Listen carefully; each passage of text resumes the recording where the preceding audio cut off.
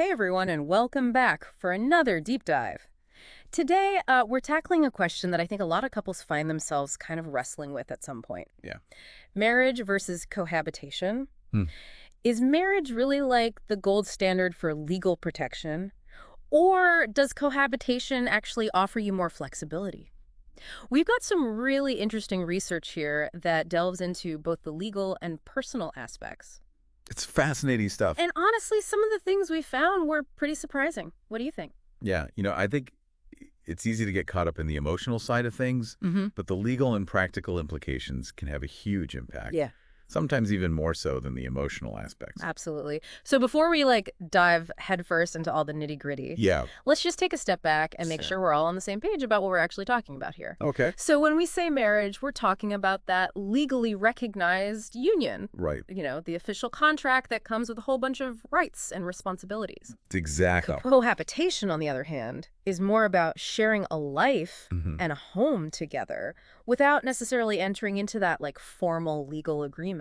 That's the core distinction right there. Right. One's a legally binding contract. The other's more about creating a shared domestic life without those automatic legal ties. Right. And that can have a ripple effect on so many areas of your life together. Totally.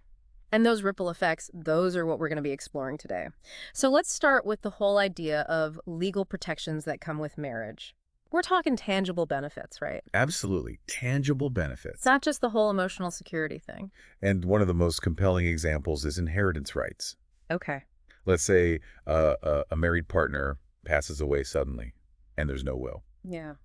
In most cases, the surviving spouse inherits their assets automatically. Uh, But if you're not married, not guaranteed at all. wow. Could be a long, expensive legal battle, Yeah. especially if there's no will in place. So basically, marriage kind of provides that legal recognition as next of kin, with all the rights and responsibilities that come with it. That's huge when you think about it. Huge. And it goes beyond just inheritance, too. Think about medical decision-making. If your partner's incapacitated and you're married, you automatically have the legal right to make those critical healthcare decisions. Yeah. But if you're just cohabitating, you might not have that authority. Yeah. Could lead to some really difficult delays, even disputes with family members at a time when, your focus should be on your partner's well-being. It's like adding another layer of stress onto an already difficult situation. Absolutely. And I know we haven't even touched on the financial benefits yet, the marriage tax breaks and stuff. Right. Plus, you often get access to your spouse's health insurance or pension plans. Huge financial advantages. It's like a package deal. It is. And then when you think about separation or divorce, the legal framework of marriage provides a much clearer path for things like asset division and spousal support. Yeah. Unmarried couples, they can end up in a kind of legal gray area, Right. which can lead to, you guessed it, more lengthy and costly disputes if things go south. It makes you wonder, are couples who choose cohabitation, are they aware of these potential vulnerabilities? I mean, these are situations married couples don't even have to think about. Yeah, it's not about trying to scare anyone or anything. It's just about making sure everybody's making informed choices. Yeah. And that means understanding what makes cohabitation appealing in the first place. It's not just about avoiding commitment. For many couples, it's a very deliberate choice. It aligns with their values and lifestyle. So it's more about making your own rule book without feeling bound by the traditional constraints of marriage. Exactly. And if things don't work out, Easier to walk away, theoretically. But No not- big legal battles like you see with divorce. becomes a personal decision, allowing for more independence and autonomy. It's about freedom to grow as individuals, even within a committed relationship, without the potential, burden of legal proceedings hanging over your head. I can see the appeal of that, especially for people who value their independence. Right. But isn't there a risk that this lack of a formal legal structure could backfire? Well, Especially if things end badly. yeah, there's a trade-off. Yeah. You gain flexibility, but you lose those automatic protections we talked about. For example, imagine you've been living with your partner for years, contributing financially, emotionally, building a life together. And then Yeah. your partner passes away unexpectedly. No will. Oh. You might have zero legal claim to any of the assets. Even if you were contributing. Even if you contributed equally to buying a house, building up savings, you could be fighting for a share of the assets you helped build. Not something married couples generally have to deal with. Oh, wow. That's a tough situation to imagine. And what about medical decision-making? If there's a crisis, being shut out of those decisions just because you're not legally married, Exactly. that could be devastating. These are the situations where the risks of cohabitation really come into focus. You're navigating uncharted waters, you're relying on personal agreements and good faith, and unfortunately, that's not always enough. So it sounds like even though cohabitation can be appealing, couples really need to plan ahead, Absolutely. proactive about legal stuff. So Yeah. what kind of documents are we talking about? Well, first off, a will, absolutely essential, dictates how your assets are distributed, makes sure your partner is taken care of according to your wishes. Okay, that makes sense. What about those situations where someone can't make decisions for themselves, like a medical emergency? Power of attorney gives your partner the legal right to make decisions on your behalf. Financial matters, legal matters, if you become incapacitated. So you're designating a trusted decision maker, Exactly. a safety net for those unexpected life events. Is there a specific document for, like, medical decisions? Healthcare proxy. Similar to a power of attorney, but focuses on medical choices specifically. Yeah. Your partner can make those healthcare decisions for you if you can't. Yeah. Really crucial for making sure your wishes are followed. Wow. So these are starting to sound like pretty essential documents, not just for unmarried couples, but for anyone in a committed relationship, really. For sure. What about a more general, I don't know, rule book for the relationship? You're thinking of a cohabitation agreement. Okay. It's a customized document, outlines each partner's rights and responsibilities within the relationship, how property is divided, what happens with financial support if you separate, even inheritance rights. It brings a level of clarity and legal protection that mirrors some of the aspects of marriage. So a cohabitation agreement kind of brings structure and security to a relationship that might not otherwise have those legal safeguards. Exactly. Okay. We've covered a lot of ground here, and I'm seeing how complex this decision really is. But before we move on, I'd love to hear from you, our listener. Yeah. What's standing out to you so far? What questions are coming up for you? Hold on to those thoughts because we'll be right back to continue our deep dive into marriage versus cohabitation. We're going to explore some of the more personal aspects of this choice next. Welcome back to our deep dive. Now, we've been spending a lot of time on the legal side of things, but let's shift gears a little bit. And think about the more personal aspects of this decision. Yeah. Because it's not just about, legal documents and safeguards, is it? It's not. It's really about finding a relationship model that truly reflects your values Right. and what you want out of a partnership. Absolutely. And that's what makes this whole conversation so nuanced. Right. There's no one-size-fits-all answer because every couple is different. Exactly. For some couples, that idea of publicly declaring their commitment through marriage, that's incredibly important. They might really value that stability and the social recognition. It's a powerful symbol for a lot of people. Yeah. A way to solidify their bond, not just in their own eyes, but in the eyes of their community, in the eyes of the law. Right. It's about weaving their relationship into the fabric of society, embracing those shared traditions and expectations. But for other couples, that same structure could feel stifling, Right. even outdated. They might view marriage as a social construct, something that doesn't resonate with their values or their vision of what a committed relationship looks like. So for them, it's not about rejecting commitment. Right. It's just about expressing it in a way that feels more authentic to them, outside of those traditional boundaries. I think that's such an important distinction, recognizing that love and commitment can take many forms. What matters is finding an expression that fits the couple's dynamic. Totally. And it's interesting to think about how this plays into, like, the evolving landscape of relationships and societal norms. I mean, marriage rates have been declining. More and more couples are choosing to cohabitate. Absolutely. It's a sign of the times.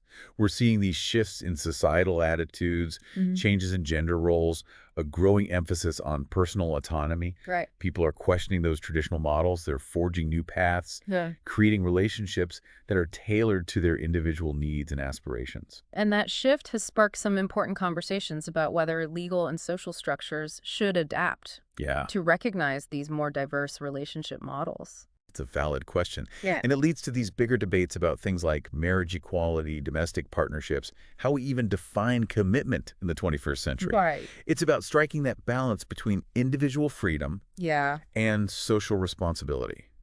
Acknowledging all the different ways people choose to love and build their lives together. And that's where open and honest communication within the relationship becomes so crucial Yeah. because it's not just about, ticking boxes on legal documents. Yeah. It's about having those sometimes difficult conversations with your partner about like your expectations, your values, Right. what you envision for the future. It's about those deeper questions.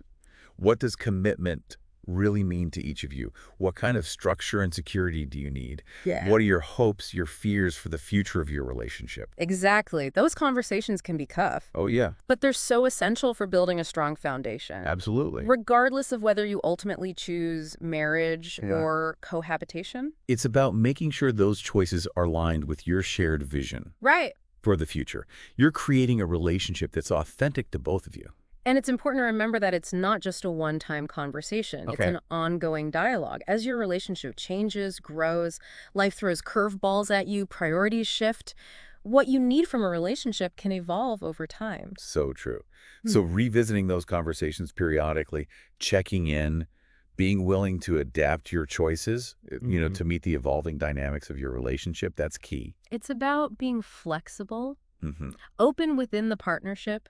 The path you choose today might not be the path you stay on forever. I love that. Embracing the fluidity of life and relationships and making conscious choices. Choices that feel aligned with where you are as individuals and as a couple. Which brings us back to the core of this whole deep dive. Yeah. Finding the right fit for you. For you. As a couple, there's no right or wrong answer. The best choice is the one that reflects your circumstances, your values, your hopes for the future. Understanding the implications of each path, weighing those legal and personal factors, and making a choice that feels good for you and your partner. It's been such an insightful conversation so far. We've covered the legal stuff, the personal considerations, and now you know what's coming next, right? Yeah. We got to talk about the financial implications. Money. Because, let's be real, money plays a huge role in any relationship. Always does. So stick with us for part 3 of our deep dive, where we'll break down the nitty-gritty of taxes, assets, and planning for your financial future. All right, we're back. Time for the final part of our deep dive into marriage versus cohabitation. We've covered the legal stuff, the personal considerations, and now it's time to get down to the less romantic part. The practicality. Your practicalities. Yeah. Money. Let's talk money. Because let's face it, finances are a big part of any relationship. Absolutely. Can't avoid it, no matter how you structure it. So let's talk taxes. I think we've all heard the phrase, marriage tax breaks, but what does that really mean? Well, in a lot of countries, the tax code does give certain advantages to married couples. Stuff you don't get if you're just living together. Okay. For instance, here in the U.S., married couples, they can file their taxes jointly, Right. which often, can lower that overall tax bill. 2 incomes, 1 tax return. Exactly. Sounds like a pretty good deal. What about couples who are living together but not married? Do they totally miss out? When it comes to federal taxes, pretty much, yeah. Okay. Unmarried couples usually got to file as individuals, even if they share expenses, manage their finances together. So right off the bat, there's a potential financial advantage to being married, at least tax-wise. Are there other areas where marriage offers these, financial perks? There are, yeah. Think about Social Security benefits. Again, here in the U.S., surviving spouses are often entitled to a portion of their deceased spouse's benefits. It can be a real safety net. Especially as people are living longer these days. Right. Retirement planning is getting more and more complex. What about other, government benefits or programs? Are there differences for married versus unmarried couples? You're hitting on a big one. And yeah, there are distinctions a lot of time. Some assistance programs like, say, Medicaid, food stamps, they may have eligibility requirements that favor married couples. Huh. Or they might offer higher benefits. Okay, so it does seem like marriage offers this level of financial security, especially with government stuff. Something unmarried couples might miss out on. It's definitely a key consideration, and it's always good to check the specific laws and programs wherever you live, because these things, they can vary a lot. Right, good point. So we've talked taxes, government benefits. What about the day-to-day money stuff in a relationship, like bank accounts, debt, buying a house? Does marriage versus cohabitation change things there? There it gets a little less clear-cut. Plenty of unmarried couples manage their finances together, just like married couples. Joint bank accounts, shared expenses. Exactly. Might even buy property together. So day to day, Might not be that different. But there's that legal difference again. Remember those automatic inheritance rights we talked about before? Right. Applies to shared assets too. Mm. So let's say a married couple buys a house, one partner passes away. Surviving spouse, they usually inherit the property automatically. Makes sense. Unmarried gets way more complicated. No will, no legal documentation. That surviving partner might have to fight for their share, even if they contributed equally to buying it. Oh, wow. That sounds really messy. So even if an unmarried couple is sharing money, they still really need to plan ahead legally. Absolutely. Cohabitation agreements, wills, trusts, all that stuff becomes super important. It's about peace of mind. Yeah. Knowing your financial interests are protected no matter what happens with the relationship. It seems like it all comes down to making an informed decision, weighing the financial pros of marriage against the flexibility you might get with cohabitation. Exactly. And remember, financial planning. It should be an ongoing conversation, whether you're married or cohabiting. Open communication, honesty about money, a shared vision for your financial future. Those are essential for any healthy relationship. Well, this has been such a fascinating deep dive. We've explored the legal side, the personal considerations, now the financial angle. A lot to think about. I hope this has given everyone listening a better understanding of just how many factors are involved in this decision. Because like we've been saying, there's no magic answer. It's about figuring out what matters most to you as a couple, making a choice that fits with your values, your priorities, and the life you want to build together. So as always, thank you so much for joining us for another deep dive. We'll be back again soon with another fascinating topic. Until then, keep those conversations going and keep exploring what works best for you and your partner.